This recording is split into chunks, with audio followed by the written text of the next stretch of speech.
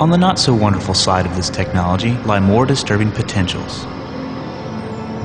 We can now build viruses from their genomes. We have already been able to create the first synthetic polio virus. And this technique could be used to recreate terrible viruses from our past, like Ebola and the 1918 flu strand that killed up to 40 million people. What is even more worrisome is that there are easier ways of recreating microbes. You can simply add the right genes to a close relative. That raises fundamental questions about the wisdom of publishing the genomes of deadly pathogens.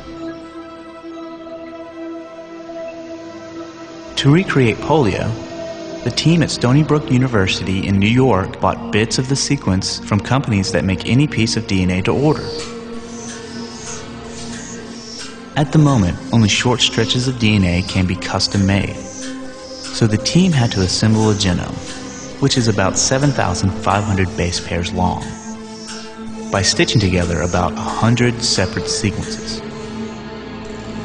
When copies of the genome were made into RNA in a quick lab reaction and put together in a vial full of cellular components that mimic the human cell, out came perfectly formed viral particles.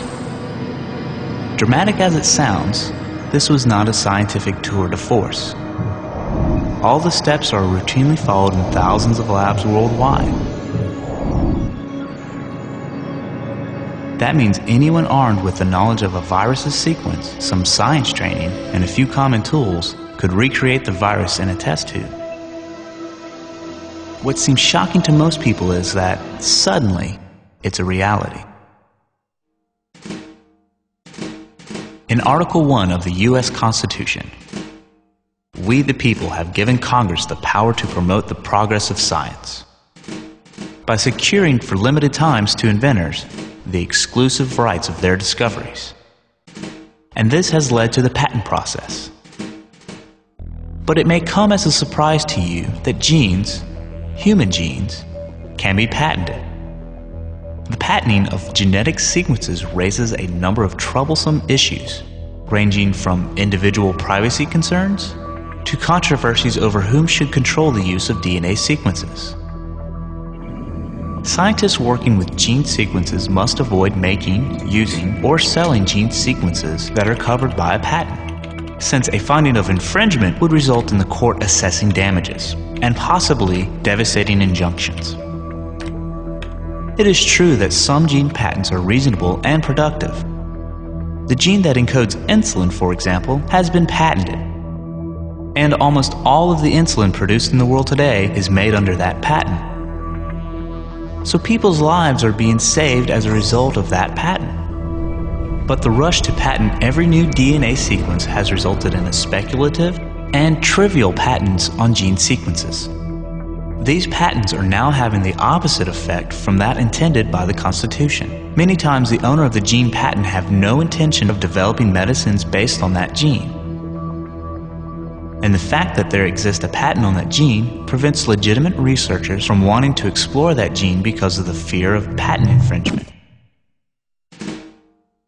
The U.S. office is trying to react to these difficulties, but public knowledge and oversight is a must in this sensitive area.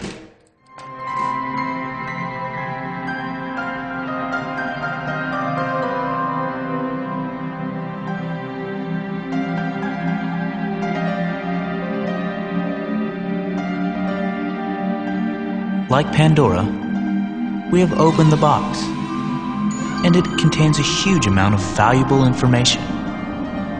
We now hold the keys to understanding many diseases, and in the long run, curing those diseases. But there is other knowledge in that box that we must use to extreme caution. We will probably be very insecure knowing the information it contains for some time to come. But while it may make us uncomfortable, we should also find it both amazing and hopeful.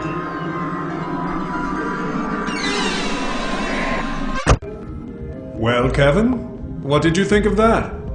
Pretty amazing, huh? Yep, I'm pretty impressed with whatever DNA put that Pandora lady together. Now she's an amazing machine. Hey,